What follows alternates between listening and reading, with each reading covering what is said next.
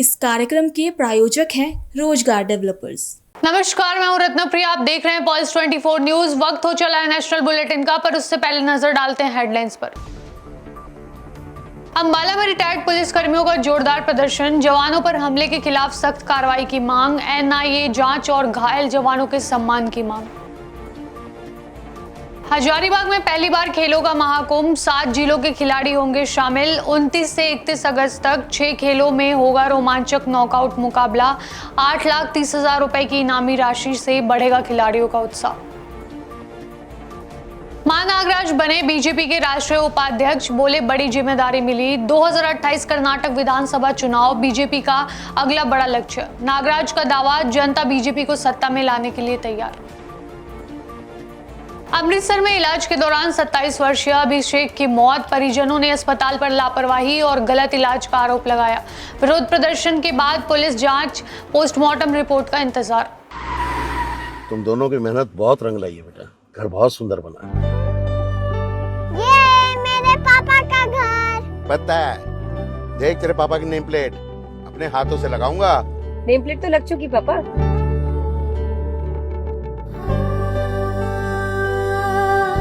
असल मेहनत तो आपने किया पापा, मुझे इस काबिल बनाने के लिए। वो जिंदगी भर किराए के मकान में रहे, लेकिन आज ये घर मेरा नहीं, ये है मेरे पापा का घर।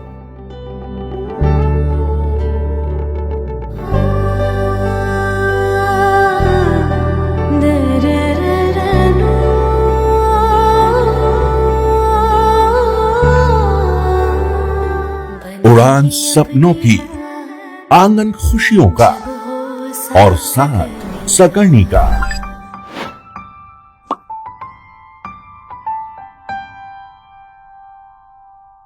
साठ वर्षों से आपके साथ मनोरंजन और संस्कार का संगम, जाह्नवी मैगजीन।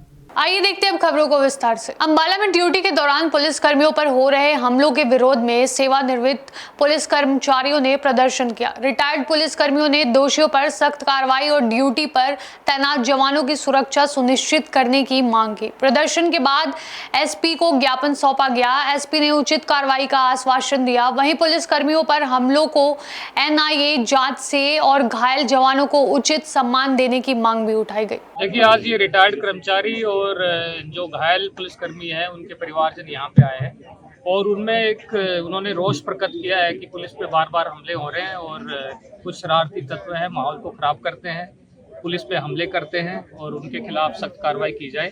तो उसके बारे में हमने इनको आश्वासन दिया है कि पुलिस परिवार के साथ हम बिल्कुल खड़े हैं, इनके साथ इनका उपचार का पूरा ध्यान दिया जा रहा है। हमने इनसे मुलाकात भी की है, सभी पुलिस कर्मचारियों से। अभी इनकी स्थिति ठीक है, इनको हमने फाइनेंशियल सपोर्ट भी देने की और साथ में इनका जो भी सपोर्ट चाहिए तो उसके बारे में हम लोग साथ। अभी जो 9 कर्मचारी घायल हुए हैं उसमें डीएसपी वीरेंद्र का जो है ट्रीटमेंट सर्जरी हो चुकी है, 5-6 घंटे सर्जरी हुई और अभी भी थोड़ी स्थिति नाजुक है। वो अभी डॉक्टर्स वगैरह देख रहे हैं कि अंगूठा काम करेगा या नहीं करेगा। एक बार सर्जरी तो कर दी है, परंतु अभी भी वहाँ पे वार्ड के अंदर ही है डीएसपी और हमने मुलाकात की है। बाकी पुलिस कर्मचारी हैं, वो उनका उपचार चल रहा है, वो भी अभी ठीक है। अंबाला उपद्रव मामले को लेकर एसपी ने प्रेस वार्ता में बड़ा बयान दिया है। एसपी ने कहा कि प्रदर्शन के दौरान जो लोग सबसे आगे बढ़कर बड़ी बड़ी बातें कर रहे थे, वही भीड़ का नेतृत्व कर रहे थे। हालात बिगड़ते ही वही सबसे पहले मौके से भाग गए। पुलिस अब पूरे मामले की गंभीरता से जांच कर रही है। उपद्रव में शामिल लोगों की पहचान की जा रही है और उनके खिलाफ सख्त कानूनी कार्रवाई की जा रही है। एसपी ने साफ कहा कि कानून व्यवस्था से खिलवाड़ करने वालों को किसी भी कीमत पर बख्शा नहीं जाएगा। देखिए, जो ये घटना है 13 अगस्त की है, वो आप सब लोगों के सामने है। ये मामला शुरुआत हुआ था कि 13 तारीख को पंजोकरा साहिब में इन्होंने 1500-1600 लोग इकट्ठे हुए और उन्होंने कुछ मांगे रखी। सुबह से ही पुलिस प्रशासन इनके साथ बातचीत में था। हमारे 4 डीएसपी वहाँ पे पंजोकरा थाने में बैठे हुए थे और सुबह इनसे जाके बातचीत भी करके आए और इन्होंने एक आश्वासन दिया था कि जो हमारी जो संगत इकट्ठी होने के पश्चात हम आप लोगों से बातचीत करेंगे और हम शुरुआत से ही इनसे बातचीत करने को तैयार थे और इनकी मांगों के ऊपर में अच्छे से विचार करने के लिए तैयार थे। परंतु उन्होंने अपनी बात पे नहीं रहते हुए इन्होंने कहा था कि 5 मेंबर की कमेटी पंजोकरा थाने में आपके डीएसपी से मिलेगी और उसके बाद में हम आगे का निर्णय लेंगे। उन्होंने हमारी टीम से किसी से बातचीत नहीं की और सीधा उन्होंने एक कॉल दे दिया कि हम NH-44 को जग्गी सिटी सेंटर के सामने जाम करेंगे। हमने पंजोकरा साहब में इनको रोकने की कोशिश की, 2 जगह 3 जगह हमने नाके लगा के इनको रोकने की कोशिश की, परंतु ये बहुत ज़्यादा अड़ियल रहे। उन्होंने अपनी गाड़ियों से हमारे बैरिकेड तोड़े, डीएसपी लगे हुए थे उनके सामने गाड़ी चढ़ाने की कोशिश की। तो यदि ये कहते हैं कि धोखे से लाठीचार्ज हुआ, पहला धोखा तो इन्होंने किया। जब इनको बातचीत के लिए जब बुलाया जा रहा था, हमारे लोगों को एक भी बार बुलाए बिना इन्होंने डायरेक्टली NH-44 को जाम करने का निर्णय ले लिया। उसके बाद में जब यहाँ पे NH-44 जाम हो गया तब 3-4 बार इनको वार्निंग दी गई कि इसको ना करें। इनके प्रदर्शनकारी है, उनके वीडियो सामने आ रहे हैं कि जो हाईवे की ग्रिल तोड़ रहे हैं, सामने वहाँ पे पेट्रोल पंप है, पीछे गैस का टैंकर खड़ा हुआ है, उन लोगों के साथ मारपीट कर रहे हैं, कॉल ये ऐसी दे रहे हैं। उन्होंने कहा कि FIR दर्ज कर दो और FIR दर्ज करने के बाद में हम जाम को क्लियर करवा देंगे। हमने इनको FIR की प्रति शाम को 5 बजे लाके दे दी थी और उस समय भी इनसे बात हुई थी कि हम अब हाईवे जाम को क्लियर कर देंगे, परंतु उन्होंने फिर से अपनी बात पे मुकर गए और ऐसी मांग रख दी जिसको पॉसिबल ही नहीं था उस समय फुलफिल कर पाना। उन्होंने ये कहना स्टार्ट कर दिया कि जो ऑलरेडी गिरफ्तार हैं उन लोगों को अभी की अभी लेके आओ और आप इनकी बातें सुनिए, आप इनके जो वीडियोस हैं वो देखो। कुछ वीडियो में ये बोल रहे हैं कि लाठीचार्ज कर दो, गोली चला दो, हम तो यहीं बैठे रहेंगे। कुछ जिनमें से जो एग्रेसिव तरीके से बोलने वाले लोग हैं वो कह रहे हैं कि जी गोली वाली चला दो। ये किस तरह की भाषा है? और इस तरह के जो उपद्रवी लोग हैं वो तो करे समझ में आती है। इनके जो प्रधान थे उनकी आप लैंग्वेज देख लो, उस लैंग्वेज में भी ये बार बार ये बोल रहे हैं कि जी गोली चला दो, लाठीचार्ज कर दो। तो इस तरह की भाषा ये तो कोई प्रधान की भाषा नहीं थी। इसका मतलब वो मामले को उलझाना चाहते थे, वो सुलझाना ही नहीं चाहते थे। फिर बाद में वो कह रहे हैं कि हम तो उठने को लिए तैयार थे और तभी पुलिस ने लाठीचार्ज कर दिया। आप किसी भी एक बार बताइए कि उन्होंने कब अनाउंसमेंट किया कि हम उठने को तैयार हैं? क्या उन्होंने लाउड स्पीकर पर अनाउंसमेंट किया कि उठने को तैयार हैं? क्या उन्होंने जाम को खुलवाने के लिए कुछ भी प्रयत्न किए? क्या उन्होंने गैस टैंकर को हटाने के लिए प्रयत्न किए? और उनके लोग सारे लाउड स्पीकर में ये बोले जा रहे थे कि ज़्यादा से ज़्यादा लोग यहाँ पहुँचो, ट्रॉलियों में लोग भर के आओ, गांव से हर गांव से 2-2 ट्रॉली लेके आओ, यहाँ पे पक्का मोर्चा लगाएंगे। तो उनकी भाषाओं से तो हमें कहीं नहीं लगा कि वो मोर्चा उठाना चाह रहे थे। और इस वजह से देखो रात का समय हो रहा था, मौके की नज़ाकत बदल सकती है। वहाँ पे हथियार के साथ लोग पहुँच रहे थे, कुछ लोगों के पास तो असले भी थे, आप फोटो में देख सकते हो, कुछ लोगों के पास असले थे। अब रात के समय क्या घटनाक्रम हो सकता है उसको तो मौके के ऑफिसर को ही देखना होता है। इस वजह से हमें लाठीचार्ज करके इसको क्लियर करना पड़ा। और आपने देखा होगा कि हमने तो बहुत संयमता बरती, सारा हमला हमारे पुलिसकर्मियों ने खाया। उनके लोगों के तो कोई चोटें भी नहीं दिखाई दे रही है ऐसे, और यदि चोटें हैं तो आप बताइए, सामने लेके आइए। तो इस तरह का है कि पुलिस ने बड़े संयम से काम लिया और इनको बार बार समझाने के बाद ये घटनाक्रम हुआ। इसलिए इनको अपनी गलती भी स्वीकारनी चाहिए। बार बार बातें बदलना, बार बार जो उन्होंने हमें आश्वासन दिया था उससे मुकरना, ये इन सब की गलती है। और जिस तरह से पुलिस ने संयमता से काम लिया है, मैं चाहता हूं कि आगे भी बातचीत से मामला सुलझे, इस मामले को ना उलझाएं और हम भी बातचीत करने को इनसे तैयार हैं। बातचीत करें और मामले को सुलझाएं। झारखंड के हजारीबाग में पहली बार उत्तरी छोटा नागपुर प्रमंडलीय नॉकआउट टूर्नामेंट का आयोजन होने जा रहा है। 29 से 31 अगस्त तक चलने वाले इस खेल महाकुंभ में हजारीबाग समेत 7 जिलों से खिलाड़ी हिस्सा लेंगे। Archery, kho kho, volleyball, badminton, football और एथलेटिक्स में खिलाड़ी अपना दमखम दिखाएंगे। खिलाड़ियों के ठहरने, भोजन और पानी की व्यवस्था जिला प्रशासन करेगा। प्रतियोगिता का सबसे बड़ा आकर्षण 8,30,000 रुपए की नगद पुरस्कार राशि है। आयोजन हजारीबाग ओलंपिक संघ की देखरेख में होगा। या 6 गेम्स को हमने इस पहले साल में चुनने का काम किया गया है। इसमें फुटबॉल होगा, खो खो होगा, बैडमिंटन है, एथलीट्स है, वॉलीबॉल है और एक आर्चरी है। ये 6 गेम से इस बार का शुरुआत किया गया है, जिसमें युवा युवती दोनों को सम्मिलित किया गया है। दोनों प्रतिभा अपने अपने क्षेत्र में दिखाने का काम करेंगे। 7 जिला इसमें उत्तरी छोटा नागपुर के प्रमंडलीय जितने जिले हैं, हेड क्वार्टर होने के नाते यहाँ पर सबको आगाज करके इसको एक, जैसे मेयर साहब ने बताया, इसको हजारीबाग खेल महोत्सव के नाम पर हम लोग इस दर्जे को ले जाना चाहते हैं कि राज्य भर में इस खेल महोत्सव को एक आगाज हो और प्रत्येक वर्ष युवा युवती इसमें खेल में सम्मिलित होने के लिए अपने साल भर के प्रैक्टिस करके यहाँ पर आके इस खेल में प्रतिभा दिखाने का काम करें। अभी तक हमने 7 जगह को चिन्हित किया है और भी जगह चिन्हित होती जा रही हैं और आने वाले समय में उनको हम लोग औपचारिक रूप से बताकर सबको रोकने का करेंगे। अभी हमारे साथ खाने के जो तक बात है, बहुत कुछ पाइपलाइन में चल रही है। एक अक्षय पात्रा हजारीबाग में अक्षय फाउंडेशन आपने देखा है, अक्षय फाउंडेशन, उनसे भी हमारा वार्तालाप चल रहा है। मेयर साहब भी लगे हैं, हम लोग DSO साहब भी लगे हैं। हम लोग उसको आने वाले समय में उसको फाइनलाइज करके एक स्वच्छ खाना भी खिलाड़ियों को मिले, एक अच्छा खाना के साथ अच्छा भोजन और अच्छा ठहराव दोनों खिलाड़ियों को देने का हमारा प्रयास रहेगा। आगामी 29, 30, 31 अगस्त को हजारीबाग में खेल महोत्सव का आयोजन हो रहा है। जिला प्रशासन के सहयोग से ओलंपिक संघ एसोसिएशन द्वारा यह खेल का आयोजन किया जा रहा है और पूरे प्रमंडल से 1233 हमारे खिलाड़ी आने वाले हैं। कुल 8.5 लाख रुपए का हम नगद पुरस्कार देने वाले हैं और खिलाड़ियों को हौसला और एक मार्ग प्रशस्त करने के लिए इस खेल का आयोजन हो रहा है।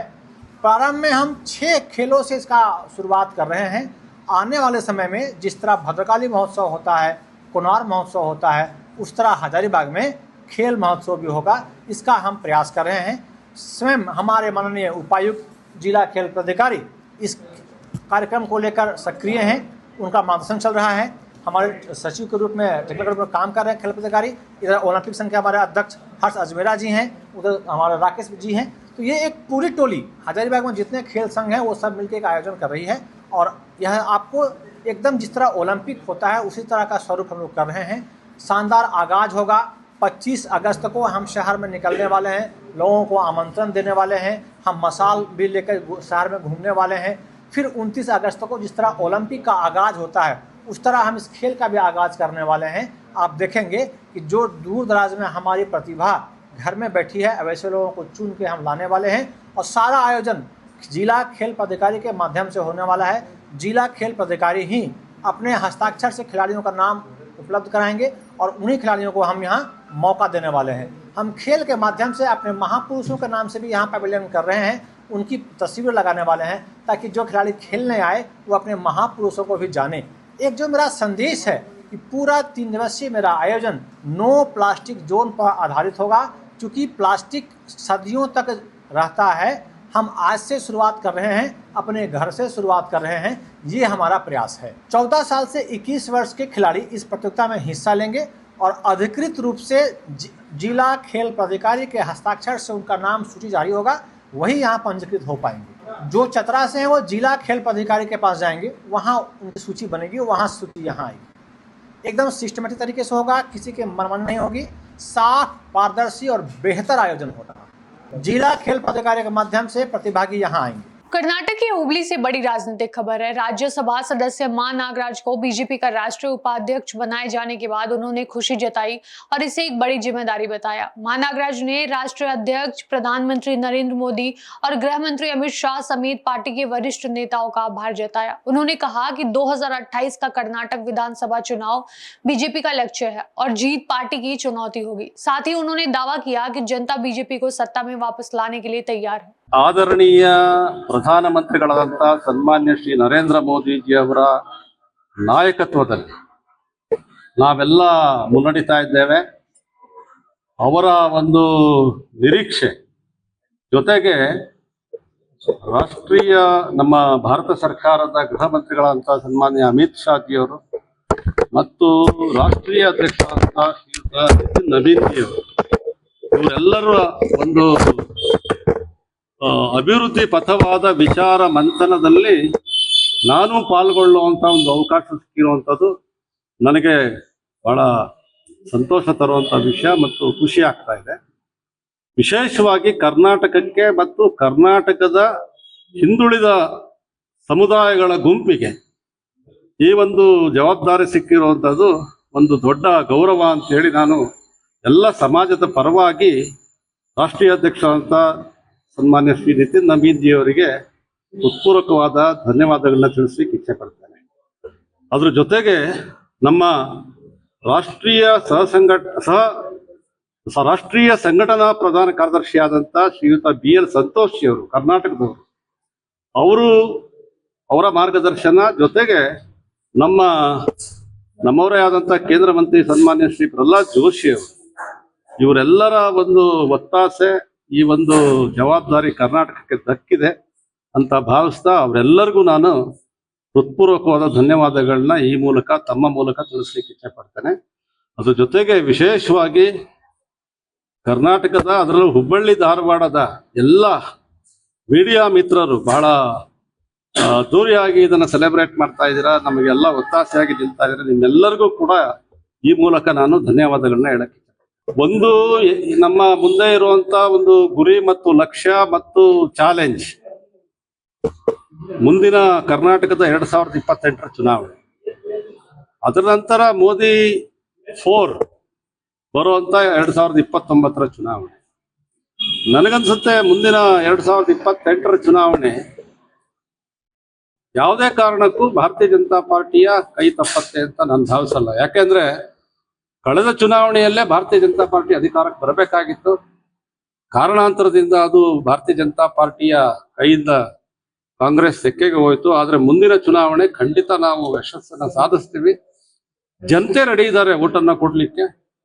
ನಾವು ಅದಕ್ಕೆ ಬೇಕಾದಂತ ಸಿದ್ಧತೆಗಳು ಮತ್ತು ಕೆಲಸವನ್ನ ನಮ್ಮ ಕಾರ್ಯಕರ್ತರು, ನಮ್ಮ ರಾಜ್ಯ ಅಧ್ಯಕ್ಷರು ಮಾನ್ಯ ಶ್ರೀ ಯಡಿಯೂರಪ್ಪಾಜಿ ಅವರು, ಶ್ರೀ BY ವಿಜೇಂದ್ರ ಅವರು ಮತ್ತು ಎಲ್ಲ ಟೀಮ್ ಕರ್ನಾಟಕದಲ್ಲಿ ಮಾಡುತ್ತೆ. ಅವರ ಜೊತೆಗೆ ನಾವೆಲ್ಲ ಸೇರಿ ಕೆಲಸ ಮಾಡುವಂತ ಸಂಕಲ್ಪವನ್ನ ಮಾಡಿದ್ದೇವೆ ಮತ್ತು ಮುಂದಿನ ದಿನಗಳಲ್ಲಿ ಒಳ್ಳೆಯ ದಿನಗಳು ಬರುತ್ತೆ ಅಂತ ನಾನು ಖಂಡಿತ ನಿರೀಕ್ಷೆ ಮಾಡ್ತೀನಿ.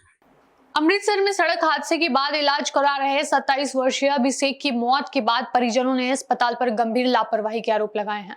परिवार का दावा है कि इलाज के दौरान इंजेक्शन दिए जाने के बाद अभिषेक की हालत बिगड़ी और उन्हें होश नहीं आया। परिजनों ने अस्पताल पर मोटी रकम लेने के बावजूद उचित इलाज नहीं देने का आरोप लगाते हुए विरोध प्रदर्शन किया और डॉक्टरों के खिलाफ कार्रवाई की मांग की। वहीं पुलिस का कहना है कि पोस्टमार्टम रिपोर्ट और जांच के सामने आए तथ्यों के आधार पर आगे की कार्रवाई की जाएगी। फिलहाल आरोपों की आधिकारिक पुष्टि नहीं हुई है। एक मिनट का वसा नहीं खाते, नींद भी नहीं पूरी होने देंगे। मैं अपना 10 लाख का जेवर बेच के मैं अपने अकाउंट च पैसे पाए और इन्होंने मैं ऑनलाइन पेमेंट की ने। परसों इन्होंने ना कहते वेंटिलेटर रात में कहते ला दिए, मैं कहा ला दो। इन्होंने राती पहले मेरे को स्लिप कटाई, फिर जाके इन्हों वेंटिलेटर लाया। परसों ही रात का खत्म हो गया राती। इन्होंने कल असी देखा तो मैं कहा मैं नहीं देखने जाना, मेरे को हालत नहीं देखी। इको साइड से मेरा बच्चा लम्बे पे आ रहा, अगले साल मैं अभी मैरिज करनी थी, मैं तेरिया ना तोड़ना ही। अज मैं अस्थियां लजानिया अपने बच्चे दियां, अज भी मेरे बच्चे दी 2 बजे फोन किया। मैं मेरी भरजाई सी, मेरी भरजाई कहती आओ तुहानू बुलांदे पे आ, ते मैं कहा मैनू ना डर लग गया। मैं कहा कल ओदी हालत नाजुक सी, परसों दे इन्होंने वेंटिलेटर लाया, कल बिल्कुल कहते सोन दे टीक लाए दे, ओनू नकली ओनू दे के साह जे बीमार साडे बच्चे ना ते करा लो, ये तो ना कहो सोन दा टीका लाया दा ओनू, टीका लाया दा वा अमनदीप मेडिसिटी वाले। मैं कहा डॉक्टर साहब तुसीं ते कहंदे सी नींद दे टीके, अज तुसीं मैनूं कह दिता डेथ हो गई है। मैनूं इंसाफ चाहिदा वा। जिन्हां ने मेरे बच्चे नूं मारे, मैं 8 तरीक दी पुलिस दे नूं रिपोर्ट लिखाई सी थाना डी डिवीजन ते, उन्होंने कोई कार्रवाई नहीं की। एक बारी नहीं मेरे कोल आए पुलिस वाले। अज प्रशासन इकट्ठा होन दिया, अज पुलिस इकट्ठी होन दी आ। अज मेरा वीर मर गया ते मेरे वीर नूं की हड्डियां रोलन दे आ। डॉक्टर साहब मैं पूछा, मैं डॉक्टर साहब बच्चा मेरा के होया, कहंदे इंजेक्शन दिते नींद दे ठीक हो जाएगा, हाथ पैर हिलांदा ही। जो मैं खोल के देखा पूरा हो चुका सी। अच्छा जी, साढ़े 12 ਸਾਨੂੰ ਬਾਹਰ ਕਰ ਦਿੱਤਾ, ਰੁਕਣ ਨਹੀਂ ਦਿੱਤਾ ਉਹਨਾਂ ਨੇ। ਬਾਹਰ ਨਿਕਲੋ, ਬਾਹਰ ਨਿਕਲੋ। ਭੂਆ ਹੁੰਦੀ ਸੀ ਰਾਤ ਨੂੰ ਉੱਥੇ, ਭੂਆ ਉਹਦੀ ਮਾਂ ਹੁੰਦੀ ਸੀ। ਮੈਂ ਤੁਹਾਨੂੰ ਰਾਤੀ ਇਹਨਾਂ ਨੇ 2 ਵਜੇ ਦਿੱਤਾ। लुधियाना के सेक्टर 32 स्थित देव अस्पताल में एक मासूम बच्चे की मौत के बाद परिजनों ने अस्पताल प्रबंधन पर लापरवाही के गंभीर आरोप लगाए हैं। मृतक के पिता के मुताबिक बच्चा एक मंजिल से गिरने के बाद दोपहर करीब 1 बजे अस्पताल लाया गया था। डॉक्टरों ने इलाज शुरू किया और मामूली चोट बताकर बच्चे के ठीक होने का भरोसा दिया, लेकिन शाम करीब 7 बजे बच्चे की मौत हो गई। इसके बाद परिजनों ने डॉक्टरों पर लापरवाही का आरोप लगाते हुए इंसाफ की मांग की।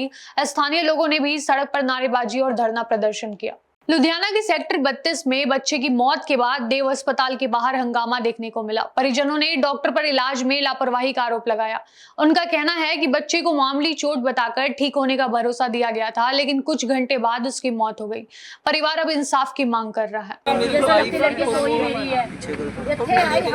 लेके आए हॉस्पिटल में, इन्होंने बच्ची का देखा, चेकअप किया, मेरे को फोन किया, कहते कोई बात नहीं, टेंशन मत लो, बच्ची ज्यादा सीरियस नहीं, ठीक हो जाएगी। फिर जब मैं आया काम पर से फटाफट आया, देखा इन्होंने ग्लूकोज लगा रखी थी बच्चे को, कहते टेंशन ना लो, बच्चे को 1 घंटा हो गया होश नहीं आ रहा था। फिर उन्होंने कहा न्यूरो का टेस्ट करा लो, मैं कहा जी करा लीजिए। अब डॉक्टर आ रहा कि नहीं? डॉक्टर का भी कोई फोन नहीं आया, कोई रिस्पॉन्स नहीं आया, कोई नहीं आ रहा। दोपहर अच्छा, बजे आए थे। कितने बजे डेथ हुई? कोई डेथ कितने बजे हुई? बच्चे की शाम को 7 बजे हुई है। 7 बजे? हाँ जी, शाम को? शाम को इन्होंने जवाब दे दिया जी कि आपकी बच्ची नहीं खत्म है। अच्छा, इन्होंने बकायदा दूसरे न्यूरो हॉस्पिटल भेजा, उन्होंने भी कहा हम ठीक कर देंगे, कोई बात नहीं जाएगा।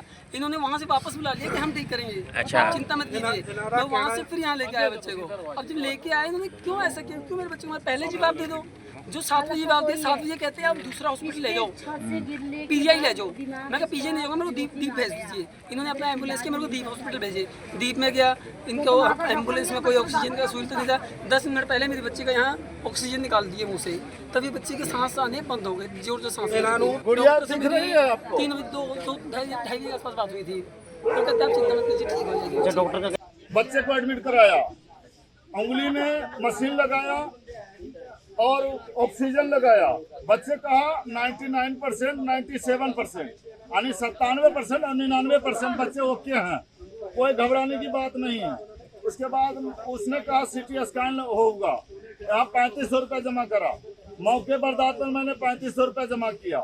उसके बाद कहा टीका लगाऊंगा बच्चे को, अभी सब सही हो जाएगा, घबराने की कोई बात नहीं है। बच्चे हमारे एकदम बिल्कुल फिट था और मशीन भी बता रहा था फिट था। अगर इसके पास डॉक्टर अवेलेबल सही नहीं है, सर्विस सही नहीं था, तो इनको जवाब देना था। हमारे बच्चे का जान नहीं जाता। आज मेरे बच्चे का जान गया तो ये देव हॉस्पिटल के वजह से गया।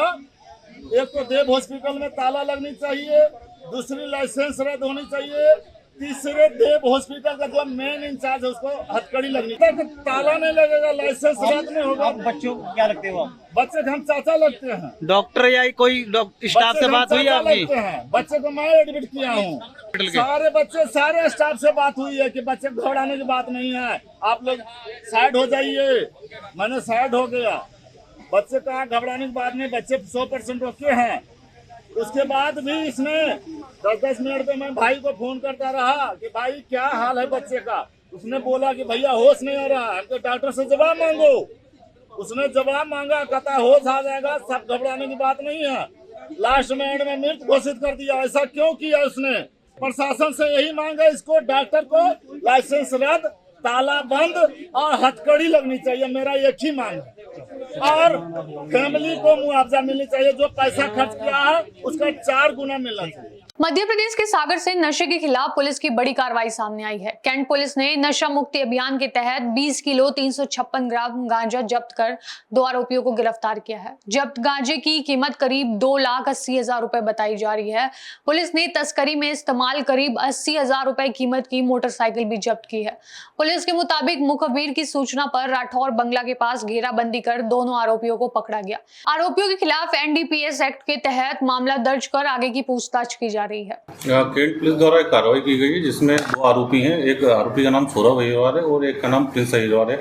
ये मूलतः दोनों सागर जिले के ही रहने वाले हैं। इनसे कुल 20 किलो 356 ग्राम गांजा जब्त किया गया है। ये अभी इनसे प्रारंभिक विवेचना में पूछताछ की जा रही है कि गांजा लाए कहाँ थे और देने कहाँ जा रहे हैं। अभी के लिए बस इतना ही। ऐसी और खबरों के लिए देखते रहिए पल्स 24 न्यूज। तब तक के लिए नमस्कार। तुम दोनों की मेहनत बहुत रंग लाई है बेटा, घर बहुत सुंदर बना है।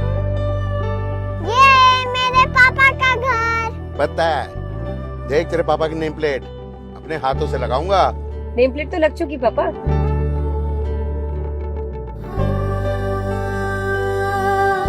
असल मेहनत तो आपने की है पापा, मुझे इस काबिल बनाने के लिए। वो जिंदगी भर किराए के मकान में रहे, लेकिन आज ये घर मेरा नहीं, ये है मेरे पापा का घर।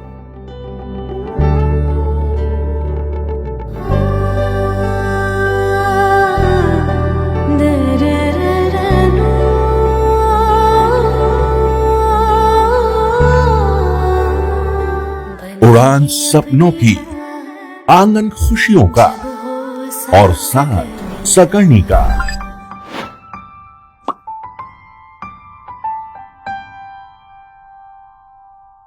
60 वर्षों से आपके साथ मनोरंजन और संस्कार का संगम, जाह्नवी मैगजीन।